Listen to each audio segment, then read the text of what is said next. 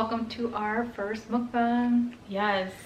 So today we have vegan burgers from Stalk Spade and French fries, and you have the sweet potato French fries. You have normal French fries? Yeah. Did you get a burger too? Yeah, I got a Fiesta burger. Okay, and I got the grilled honey mustard chicken. Yeah. I don't like sweet potatoes, so that's why I got regular fries. I like sweet potato. I also made a drink. It's just a yuzu honey. Yeah, because she's fancy. It's not. It's literally out of a jar and I added water. And I just have a jar of water. And yes, we should say how we met. Yes, so we met at our job. They had a movie screening for the movie Minari, and at the discussion, you were there and you said you were talking about how you're half Lao, and I was like, oh my gosh, I'm half Lao too, because there's not many Lao people at our work, even though there's a lot of people. Yes, you're the first Lao person I met. I met another Lao, like two. I think I know two other people, but I don't really talk to them. Yeah, and then as we started talking more, we found out we have like mutual friends and stuff. So that's pretty cool. Small world. And mutual interests. So the plan for today is to just talk about being creatives, being creators. You do that for work, design work, and freelance. Yeah. Graphic design, and I do a lot. Do hobbies. You do a lot. I just do hobbies. Not for work. Work is not creative that much, but I thought it'd be fun to kind of have a conversation centered around that. Yeah. Oh, and this is our host, Sunny. Yes. Guest star. She's very star, intrusive, the actual star. We're just guest starring on her. Yep, this is her. Whoa, look at this. It's like stacked. Is that good? Yeah. That's what mine looks like. So pretty. Hi. This is my first time eating a plant-based chicken, I think. Really? Yeah. Ooh, okay, I'm excited. All right, first bite.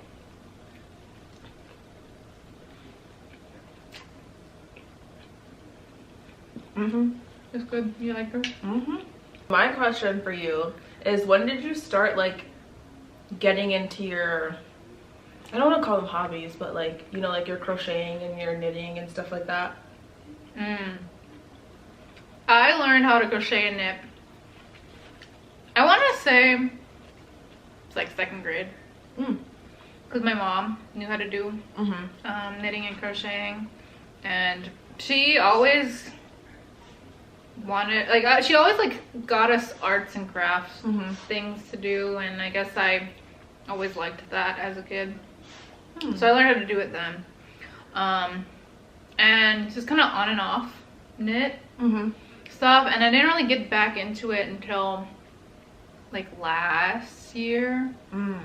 Because it's hard to keep knitting during school, and it's hard to find like patterns that you like. I don't know. It took me a while to like wearing sweaters, and so like with because I felt like any type of sweater, or like like knit sweaters, because I just felt like it looked awkward in them. So I can relate to that now, because it's like the trend to wear like knitted sweaters or cardigans or things like that, or tank tops. I'm all about it now. So they look good on you. The knit trend. Thank you. You too. Here's a question: what is a project you're working on that you're really excited on? Do you have one, or is it just like? I'm currently not working on any like exciting, I shouldn't say exciting, but big projects. Or a project you're excited to work on? I am working with a few clients right now, helping them like redo their social media presence. And that's something that I usually don't do, like social media. I just stick to graphic design, but this client was like really, they really wanted to see what I could do with both, like social media and graphic design. And I was like, well, I like to learn new things. That's why you work for our company. Yeah. Yep. They're all about learning. Yeah, and I'm like, well, that'd probably be a really like beneficial thing for me to have in my toolkit anyways, is social media. So I'm working on that right now, and the client's super cool, so I just think that in itself is exciting. Yeah. And I just finished a project with my brother That was cool. I don't know how much fun. you were involved, but like things I've seen on social media, like all of it, because like it was because it's your brother. It was very last minute. He needed like an art director, a creative director, a graphic designer. I was like, I'll just do it, because he's like, he takes on too many things at once. Yeah. So I did it. I did all of that for him for his album cover, which was really fun because I've always wanted to get into like creative direction with. Do you want to share who your brother is? He's Fanaka. That's my brother. He's a musician based out of Minnesota. He makes really cool stuff. But yeah, he sold out 7th Street entry. And that was such a fun concert. And there too, I was able to style him. So I like doing anything that's like creative. So yeah. That was like my most like exciting project where I got to have the most creative freedom on so far. You mentioned you wanted to get more into like creative stuff. Like, what would be your dream job? What would be my dream job? Yeah. Well, I've been thinking about this recently, and like the idea of doing what you're passionate about for work and whether I would actually want to do that. Because unless you're like really like big and making a lot of money doing the thing that you want, you don't always get like the work that you're doing is not always going to be stuff that you're passionate about and that you want to do.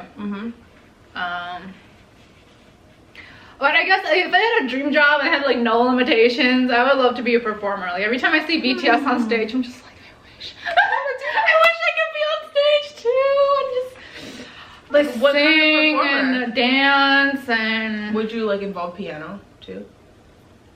Yeah, all of it. Yeah, if I was a performer, I'd probably like make my fans sit through like some like 10-minute classical piano piece, and we'll just, you know, that'd be so fun. Learn more about music together. Yeah. But well, like my music, I always write it on piano first. And I actually thought about my next album. Well, you were talking about like art direction. That's like something that I want to be more intentional about with my next big project, I guess, musical project. Because like my last one was kind of thrown together last minute as well, but not as great as your brother's last minute project. Because it was like an entirely solo you're doing project, everything. like everything. If I could have one job, or my dream job would be to like everything that I do right now, but just working for myself and not working for someone else. So basically just having like my own brand and company. Do you feel like you get a lot of say over your freelance work, like the kind of jobs you get to pick up? Sometimes. It depends. Like sometimes clients know what they want and they just need me to like execute it. And there are times where a client is so lost where I'm like literally helping them from the ground up, building their brand, like building their brand's voice, their presence, everything. So it really just depends. And I'm at the point with my company and my brand where I'm only like attracting and gravitating towards clients that I know like we have aligned visions and I know we'd be like a perfect match. Whereas before I would just take any project that I'd want to. But now like I'm in a place where I can do that, which is pretty fulfilling. Do you have anything that you're working on purely for yourself? Ooh. Not at the moment. I would say yes, in a way. I'm working on myself for myself. Like I'm not working past like 6 o'clock anymore. I would work till like 10 p.m. I would just literally like, my mental health was so bad. And then after I finished my Nike project, I was like, I need to like reevaluate what's going on here. Cause before I was like, I would just like work 24/7, and now I'm like, I want to live. I want to live life. I want to experience life, and working 24/7 is not it. I feel like that's something I'm trying to find. And maybe we're like always trying to find this balance between like work, and rest Mm-hmm. and time to be creative for yourself and for like your own enjoyment and having a social life. It is hard.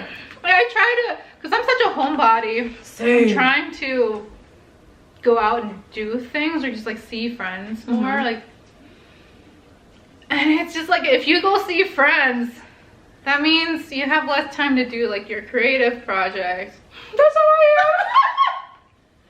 But if all you do is do your creative projects, then you just get lonely. Yes. So like getting to see people again and finding people that you really connect to, like talking with you or talking with like some of my other friends who are also like more creative, or it helped. Like otherwise I was just like so unmotivated. Like everything I did, I didn't feel motivated about doing it. Like I wasn't really enjoying it. I was just doing it. It's so true. Like having a circle that is motivating helps uplift you and keep you on like a great trajectory towards whatever you want to do. It's hard work to create. It is, because it's like you're producing something that no one has ever seen before. You spend so much time on it, so much effort, and then you worry, okay, this is just my point of view, and then you worry about if people are gonna like it and how they're gonna respond to it and how they're gonna react, and then you're like, did I just make a mistake?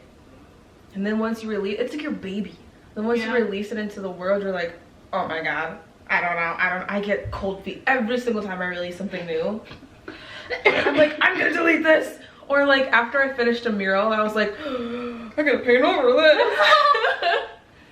I think something that got me for a while is just like feeling like creating for nothing. Because I mean, part of being creative is like being able to share it with people. Like I think, I mean, it's important to create for yourself, but then I don't know. Maybe it's just like me, is needing that extra validation, I guess, or just like someone, or like, you know, seeing my like being rewarded for my efforts. Because sometimes it's like you put in how many hours, and it's like the only person ever sees it's you.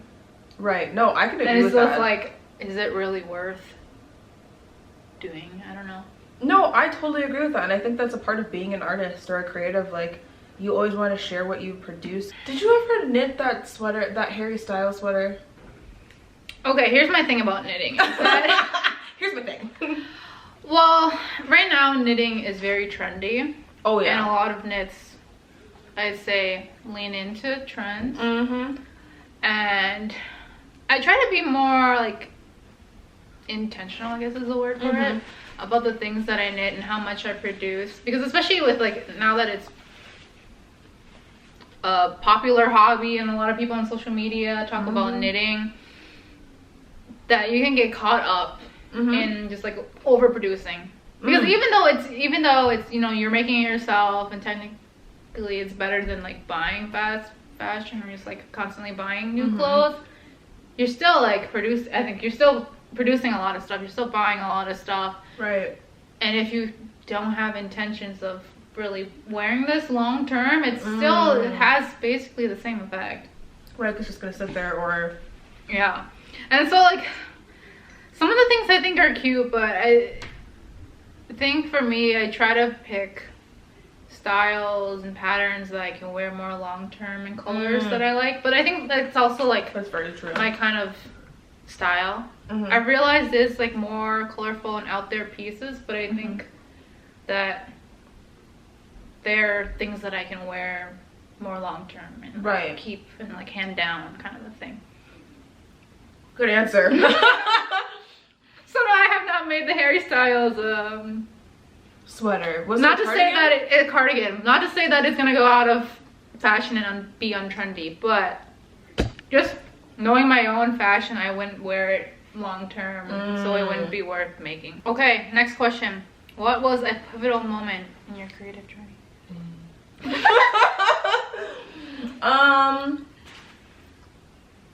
I honestly feel like when I not found my style, but found my voice in the like design world, I guess, the creative design world, I noticed that I started attracting people that had like-minded, you know, ideals as me, just like-minded individuals. I started attracting more creatives like you. And that's how I found my mentor. She was an art director for Coca-Cola. Oh. And we just like naturally like clicked. That's so cool. Yeah.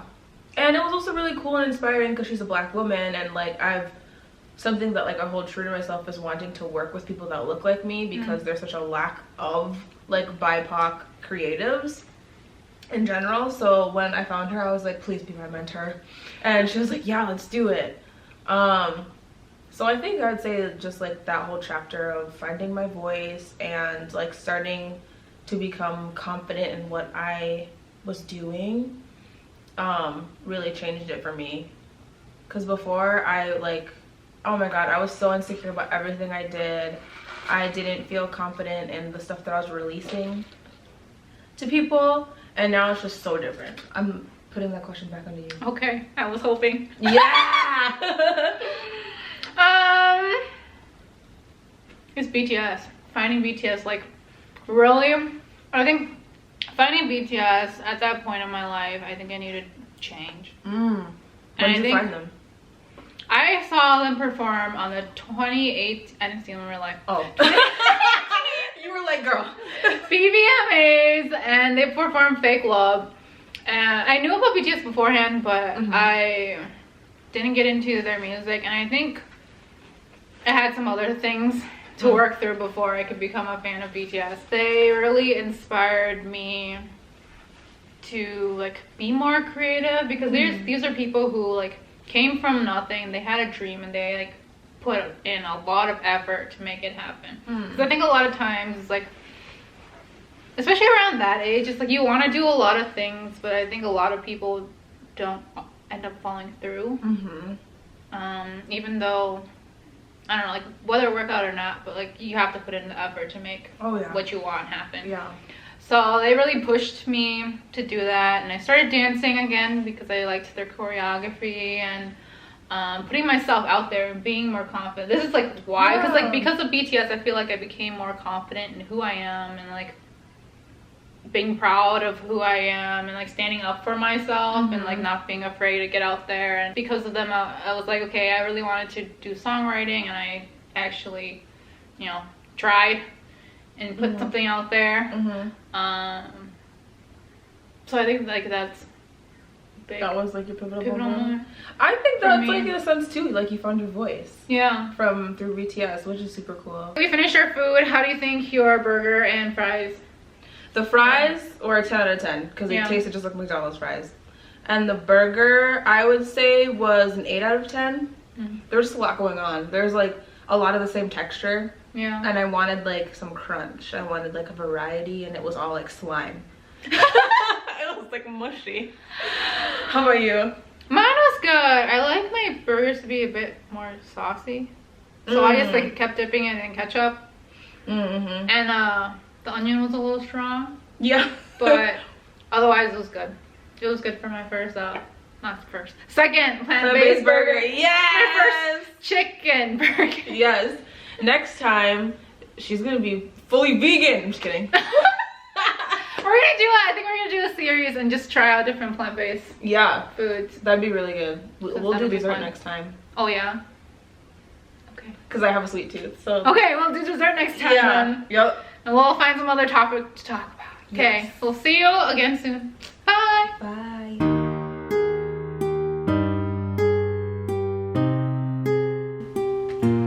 Sunny, say bye. Say bye. Oh. She's like,